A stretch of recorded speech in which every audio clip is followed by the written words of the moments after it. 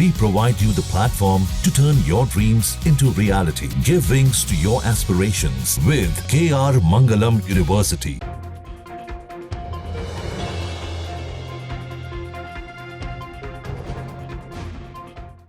भले बिहार हो जाए बर्बाद, बस रूठे ना हमारा दामाद।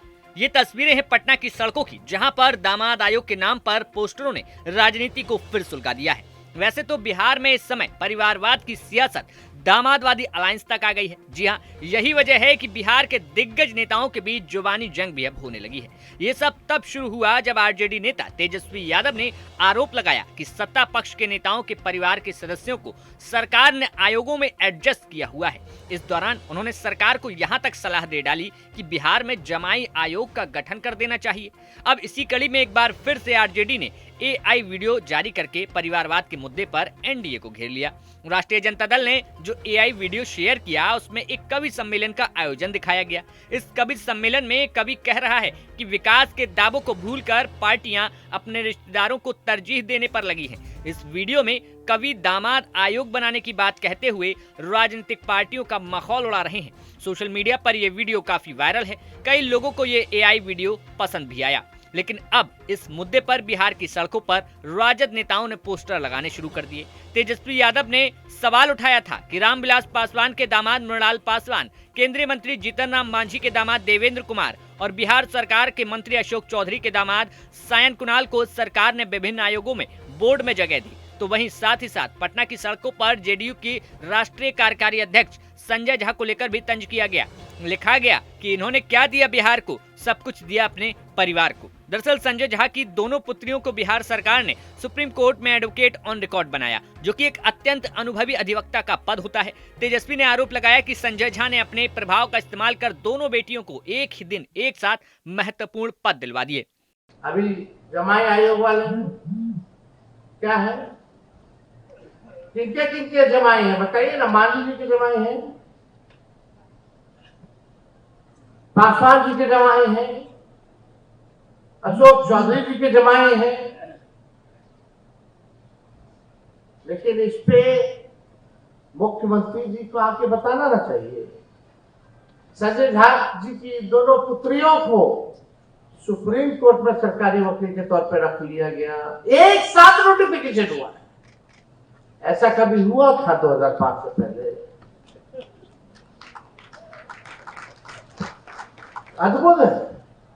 एक अधिकारी मुख्यमंत्री के सचिव अपनी बीवी के आयोग में जगह दे देते हैं। क्या ये मुख्यमंत्री जी को पता है उनकी अनुमति से हुआ है नहीं हुआ? ये तो हम लोग जानना चाहते हैं ना। कितने लोग परिवारवादी, अब यहाँ मीडिया के लोग हैं। कल प्रधानमंत्री जी आएंगे, बोलेंगे जंगल राज, जंगल राज, परिवारवाद, परिवारवाद। प्रधानमंत्री जी जरा इन लोगों का भी नाम सुन लीजिए, जरा दाहिने और बाएं घूम करके देखिएगा। मंच पे अलायंस पार्टनर वाला तो है ही है, सब मांझी जी है, मांझी जी का बेटा है, मांझी जी की समधन है, मांझी जी की बहू है, एगो दामाद है कि नहीं? रामविलास पासवान जी के बेटे चिराग पासवान जी हैं, उनके जीजा हैं एमपी, एक जीजा आयोग में है, और कई परिवार के लोग, सब लोग जो है राजनीति में बताने की जरूरत है। अब आप सुनिए, सम्राट चौधरी जी शकुनी चौधरी जी के बेटे, अशोक चौधरी, महावीर चौधरी, संभवी चौधरी। आप देखिएगा सम्राट चौधरी जी की मां भी गई है चुना, उनका भाई जगदीप होता है। विजय चौधरी जी जगदीश चौधरी जी के बेटे, सुनील कुमार चंद्रिका राम जी के बेटे।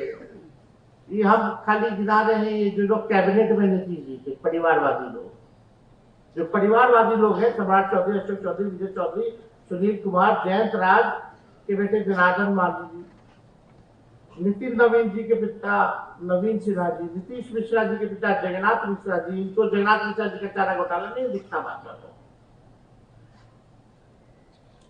संतोष सुमन जी, जीतन राम मांझी जी के पुत्र, नीरज बबलू, कविता सिंह, उनकी पत्नी एमएलसी, लेसी सिंह जी, सुमित सिंह जी, महेश्वर हजारी जी इत्यादि। तो 12 को खाली कैबिनेट का मंत्री का नाम है जो परिवार का।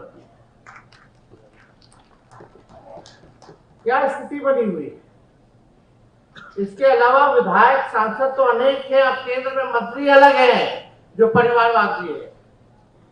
ये प्रधानमंत्री जी को दिखता है कि नहीं दिखता, ये हमको जानना है। क्या केवल इधर ही दिखता है? आप देखिएगा, उन्हीं के मंत्री अशोक चौधरी ने क्या बोला कि कोटा चलता, आरएसएस कोटा से उनका दबाव। हम माननीय मुख्यमंत्री जी से जानना चाहते हैं कि आरएसएस कोटा से कौन कौन मंत्री हैं, या आरएसएस कोटा कहां कहां लागू होता है और उसके नियम क्या है, जरा ये बता दीजिए। या आरएसएस कोटा होता भी है कि नहीं होता है? जब आप ही के मंत्री ने जब साबित कर दिया कि आरएसएस कोटा होता है, तो बचा क्या? नीतीश जी मुख्यमंत्री हैं, उनकी पार्टी शरद जी की बनाई हुई पार्टी है। अब हाईजैक हो रखा है शरद जी की बनाई हुई पार्टी।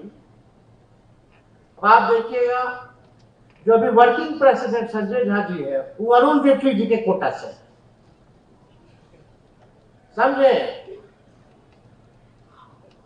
एक और अमित शाह जी ने नाम बताया था, उनको भी राष्ट्रीय उपाध्यक्ष बना दिया था, जो नया पार्टी भी बना कर घूम रहे। एक आरएसएस कोटा भी चलता है, यानी जदयू नहीं, जदयू को भाजपा चलाती है। यही तो हुआ। और आरएसएस कोटा तो ऐसा है कि आरएसएस से मंत्री और आयोग के सदस्य नहीं बनते। अब बिहार में बीजेपी और आरएसएस कोटे से नई नई पार्टियां भी बनाई जा रही हैं। अब इन तमाम आरोपों पर बिहार सरकार के मंत्री अशोक चौधरी ने नेता प्रतिपक्ष तेजस्वी यादव के आरोपों पर पलटवार किया। उन्होंने कहा कि सयान कुणाल को उनके दामाद होने की वजह से नहीं, बल्कि उनकी योग्यता के आधार पर बिहार राज्य धार्मिक न्यास परिषद में सदस्य बनाया गया। सयान कुणाल पूर्व आईपीएस अधिकारी किशोर कुणाल के पुत्र हैं। साथ ही अशोक चौधरी ने लोजपा के संस्थापक स्वर्गीय रामविलास पासवान के दामाद मृणाल पासवान का भी बचाव किया, जिन्हें हाल ही में बिहार अनुसूचित जाति आयोग का अध्यक्ष बनाया गया। हालांकि हम पार्टी के संस्थापक और केंद्रीय मंत्री जीतन राम मांझी के दामाद देवेंद्र मांझी, जिन्होंने अनुसूचित जाति आयोग का उपाध्यक्ष बनाया गया, उनके बचाव में अशोक चौधरी कुछ नहीं बोल पाए। जहां भक्ति है हर शब्द में, कथाओं में छुपे हैं दिव्य रहस्य और ज्योतिष देता है जीवन को दिशा। धर्म से जुड़ी हर बातों को जानने के लिए हमारे चैनल स्तुति को सब्सक्राइब करें। चैनल पर जाने के लिए इस लिंक पर क्लिक करें।